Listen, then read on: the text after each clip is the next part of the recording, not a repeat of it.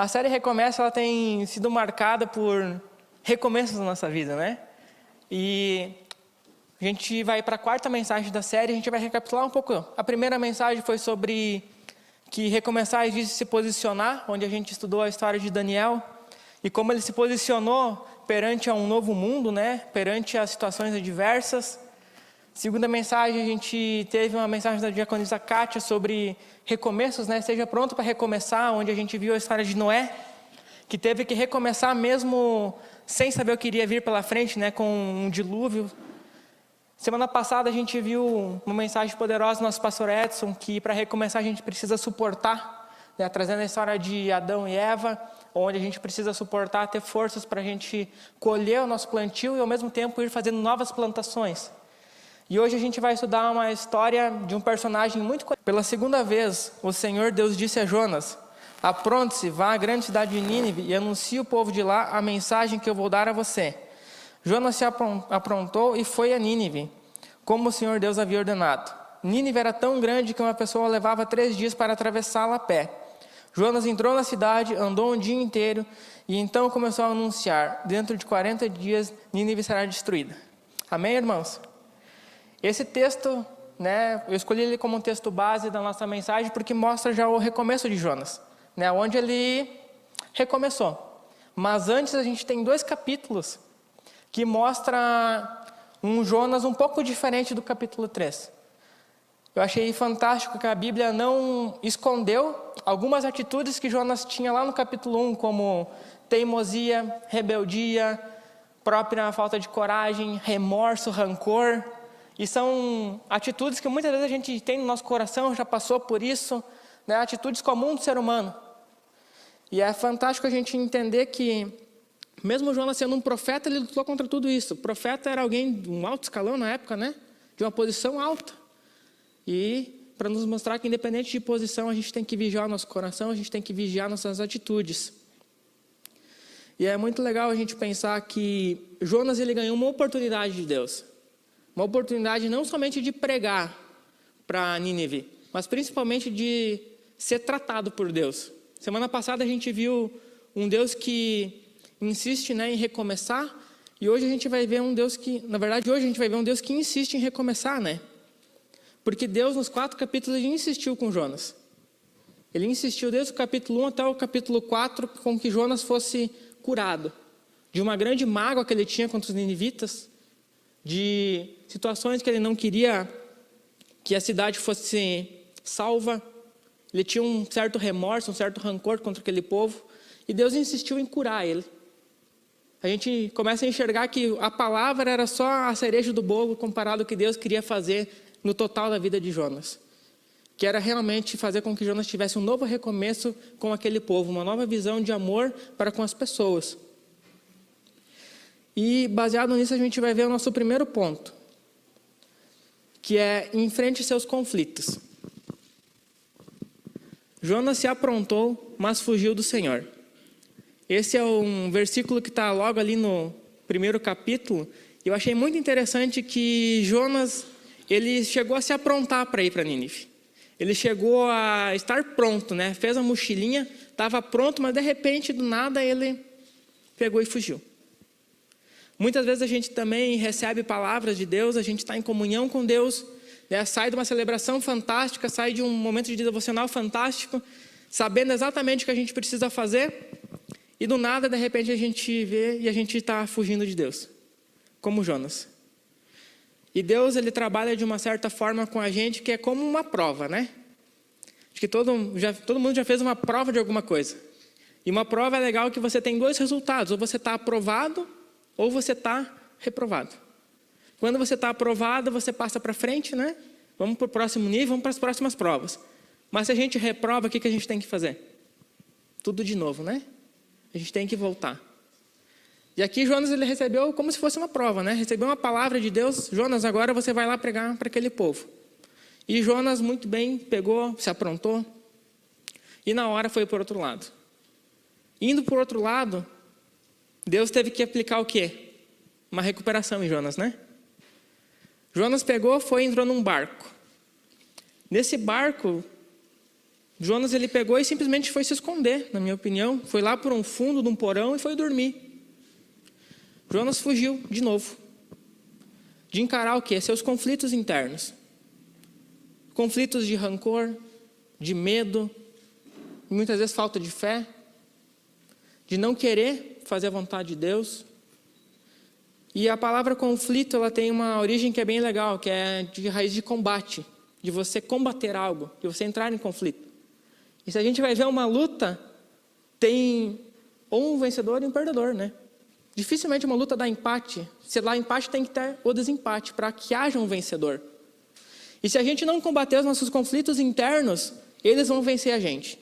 Que foi o que aconteceu com Jonas no capítulo 1. Ele não combateu o remorso dele, ele não combateu as questões internas, e quem que venceu foi justamente os conflitos dele. Aonde a gente viu um Jonas apático depois, um Jonas que não queria saber de ninguém, foi se esconder. E muitas vezes a gente vê pessoas assim, né? Pessoas que eram firmes, pessoas que eram atuantes na obra, de repente ele vai afetar o meio que você está. Quando que a situação começou a mudar?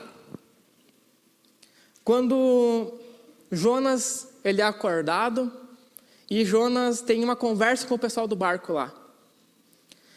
E a gente começa a entender que a fuga, ela não combina com recomeço. Que fuga não combina com recomeço. Eu fiz um resumo de um diálogo que eles tiveram ali, que está no final do capítulo 1, vocês podem acompanhar, que Jonas começa dizendo: eu sou hebreu, respondeu Jonas, e adoro o Senhor, o Deus do céu, que fez o mar e a terra. Em seguida, Jonas contou que estava fugindo de Deus, do Senhor. A tempestade piorava cada vez mais, de modo que os marinheiros perguntavam a Jonas: que devemos fazer com você para que o mar se acalme? Jonas respondeu: vocês me peguem e joguem no mar, que ele ficará calmo. Pois eu sei que foi por minha culpa que essa terrível tempestade caiu sobre vocês. Em seguida, os marinheiros pegaram Jonas e o jogaram no mar, e logo o mar se acalmou. O Senhor ordenou que um grande peixe engolisse Jonas. Olha só, a história de Jonas começando a mudar. Quando ele fez o quê? Bateu no peito. Eu sou hebreu, a culpa é minha. Eu estou fugindo de Deus. Quando ele começou a encarar os conflitos que ele estava tendo internos deles, quando ele começou a encarar essa fuga, ele começou a ver o quê? Pode me jogar no mar que a coisa vai acalmar. Aquele povo já tinha feito tudo, já tinha jogado bagagem para fora, já tinha esvaziado o navio, e a tempestade só piorava. E muitas vezes a gente tenta fazer de tudo na nossa vida, e a nossa vida só piora. Por quê? Porque muitas vezes a gente não está resolvendo um conflito. E Deus está insistindo, aqui ele estava insistindo com Jonas. Jonas, assume a culpa aí, encara o negócio. E o mais interessante é que quando a gente recebe uma palavra de Deus, além dessa palavra, ela ter um peso para nós, ela tem que cumprir um propósito. Seria muito mais fácil Deus ter pegado um outro pregador da época: Jonas não quis, vai você. Diogo, Jonas não quis, vai você, Diogo. Hein? Mas é que Deus queria um propósito maior, ele queria curar Jonas junto. Ele queria tratar Jonas. E quando Jonas começou a entender isso, ele começou a entender que ele tinha que começar a fechar esse ciclo de fuga, esse ciclo de fugir.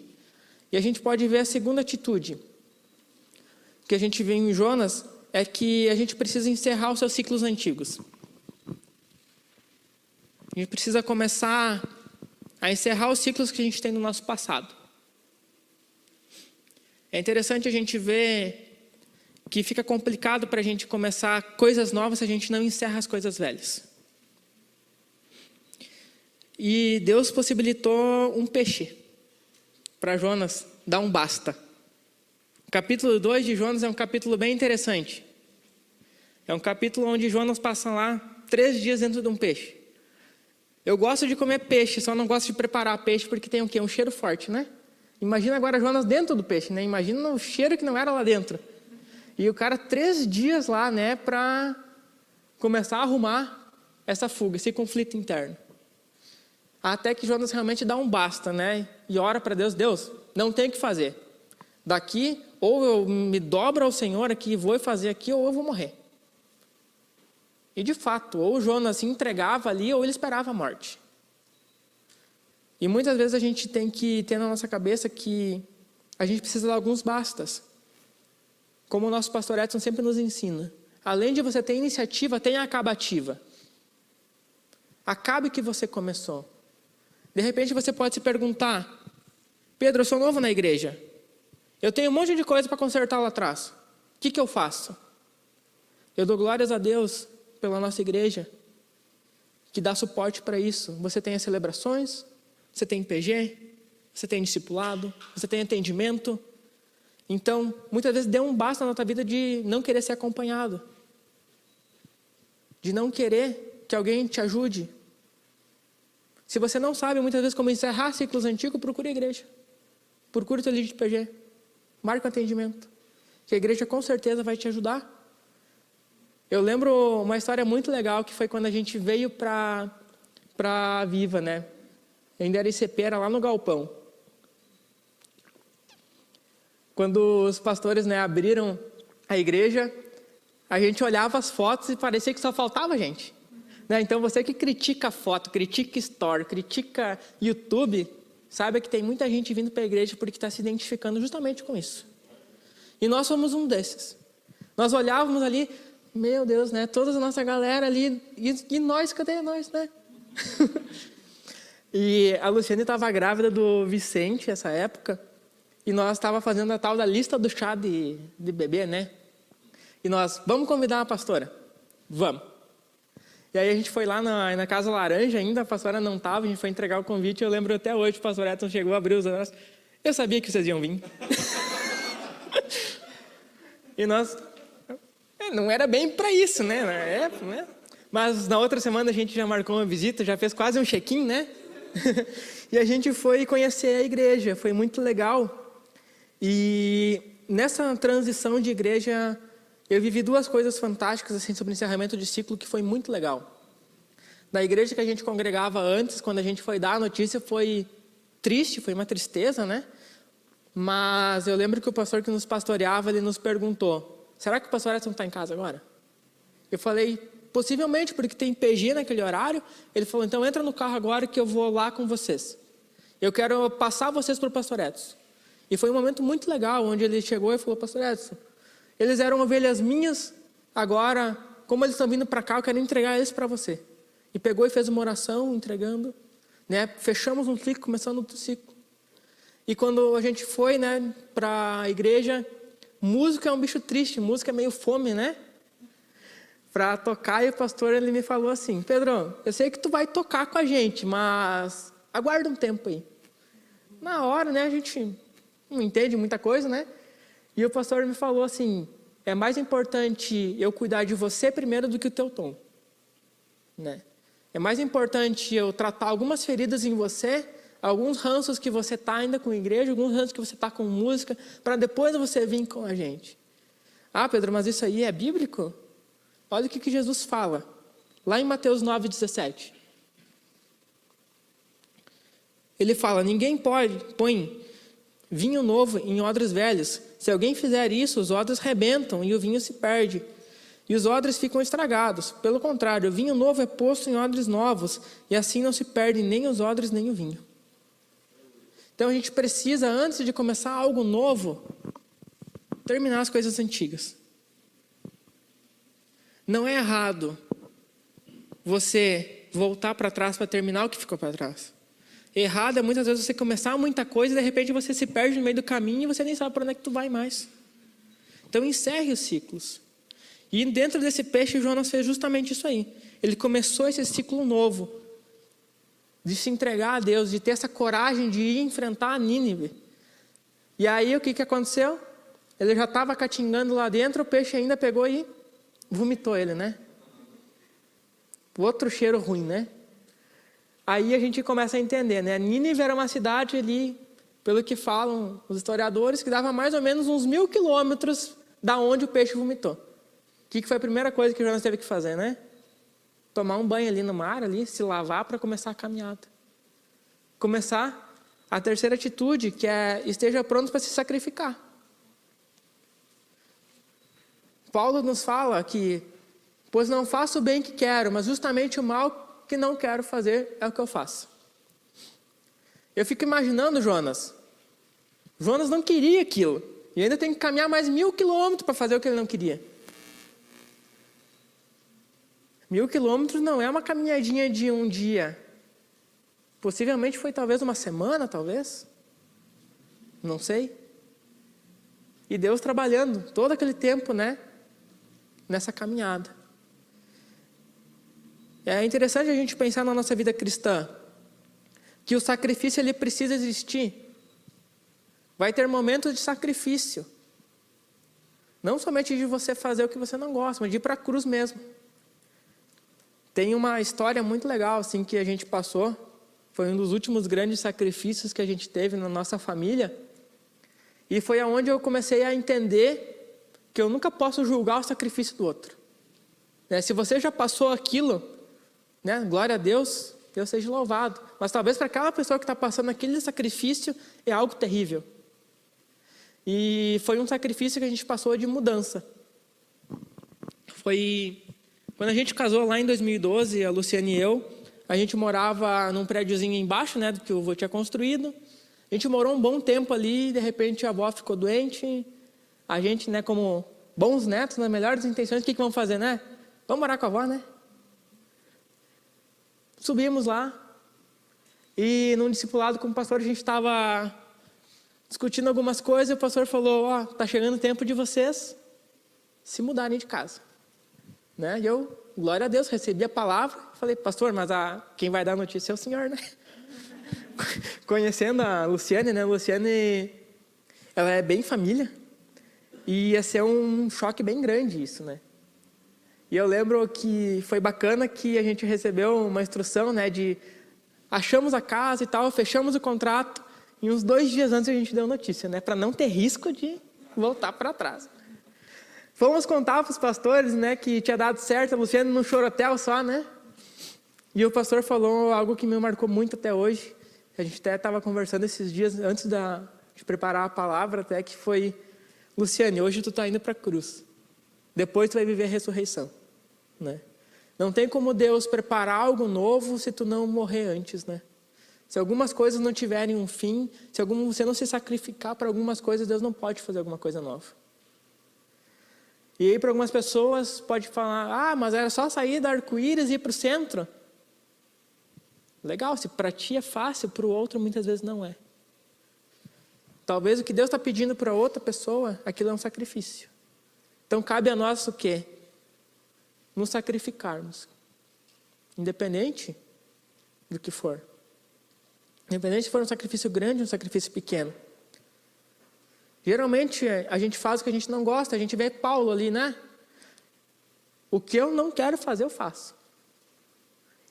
Paulo não, acredito que em sã consciência ele não acordava de manhã. Vou ir para tal cidade, lá vão me bater, vão me prender, vão me açoitar. Que dia, né? Vamos. Por ele, eu acho que ele não ia. Mas por Deus, ele não tinha como dizer não. Da mesma forma, Jesus nos fala sobre os 2 irmãos lá em Mateus 21, 28 e 32, né? Que o pai chega para um irmão, filho, faça tal coisa. Aquele cara chega, não, pai, não. De novo eu? Não. Reclama, mas pega e faz. Chega para o outro irmão, faça tal coisa para mim, faço, pai, estamos juntos. E não faz. De quem que o pai se agradou mais? Do primeiro ou do segundo filho? De quem estava todo empolgado, mas não fez? Ou de quem ainda não estava gostando, mas fez? A vida cristã não é de gostos, irmãos. É de ação, de sacrifício.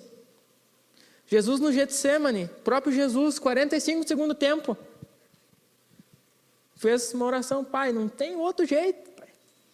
Não tem como passar esse cálice. E Deus, não, filho, não tem. O próprio Jesus sabia que a cruz ia doer. Não a própria morte, mas ficar separado de Deus. O próprio Jesus teve que ir para a cruz sem querer ir. E foi. Então a gente começa a ver que o sacrifício ele tem um preço, a obediência ele tem um preço a ser pago. a gente começa a entender melhor o capítulo 3 nisso. Olha a mensagem que Jonas tinha que levar. Em 40 dias, Nínive será destruída.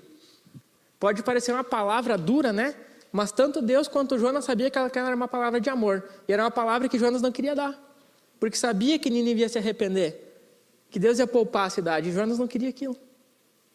Mas mesmo assim, Jonas pegou e foi, e a cidade se converteu a Deus novamente. Fica a dica, irmãos, que muitas palavras que vocês vão receber de Deus vai ser forte. Não se escandalize com as palavras que Deus te dá. Não se escandalize porque você vai achar que é forte, que não é para você. A maioria das palavras que eu vejo na Bíblia, que foram direcionadas, não foram palavras fáceis de aceitar. Não se escandalize quando você vê postagens polêmicas. É a palavra de Deus sendo pregada. São vidas sendo restauradas. Ou você não está querendo que vidas sejam restauradas. O sacrifício também vai exigir muitas vezes restituição. Aqui, no caso de Jonas, era a questão de relacionamento. Jonas teria que depois agir como alguém que perdoou aquele povo. Por exemplo, de repente você tem que restituir algumas questões com alguns familiares. Restitua. Mas libere um perdão verdadeiro. Por exemplo, de repente você tem que restituir da vida financeira. Você vai ter que mudar alguns hábitos. Deus vai aceitar a restituição, mas você também vai ter que fazer a sua parte. O sacrifício, ele não vai alterar o teu passado. O teu passado você vai ter que resolver. Mas ele vai te dar uma nova forma de você viver o presente para colher coisas no futuro diferente. E aí a gente começa a ver que, independente da posição de Jonas, independente de quem ele era, ele começou a viver esse ciclo de restituição. E começa no capítulo 4 com uma notícia que eu não gostaria de ter lido, né? Que foi logo depois que ele liberou a palavra, ele falou, se rebelou de novo contra Deus. E a quarta atitude que a gente precisa entender, que é aceite que recomeços levam tempo. Tanto na vida das pessoas, quanto nas nossas existem áreas que levam tempo. Não é porque Jonas falhou nesse recomeço, numa área, que ele falhou completamente na missão dele. Deus de novo insistindo com o Jonas no capítulo 4. E muitas vezes você pode estar pensando hoje, Deus, mas de novo eu vou ter que recomeçar? Sim. E muitas vezes vai levar tempo até você recomeçar da forma correta. Desaprender leva mais tempo do que você aprender algo novo. Por curiosidade, tem alguém aqui, irmãos, que dirigia antes de ir para a autoescola? Sabia dirigir bem antes de fazer as aulas, né? Não, irmão Cássio, não é pior você ter que aprender a dirigir do jeito que eles querem? Tu desaprender todos os teus vícios, desaprender todas as questões ali, de repente tu está parado ali, 10 horas da noite, né? Só você e a placa do pare. E tu tem que fazer. De repente, no outro dia, de repente tu pega e tu passa, tu toma o quê? Um chacoalhão do instrutor, né? Pô, não faz. Vai ter a prova daqui uns dias. Então a gente precisa entender que vai haver tempos da gente aprender de novo o que Deus quer.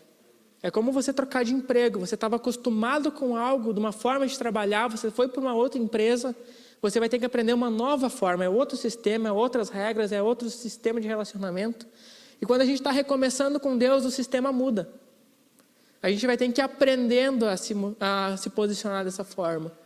A gente vai ter que aprender novamente.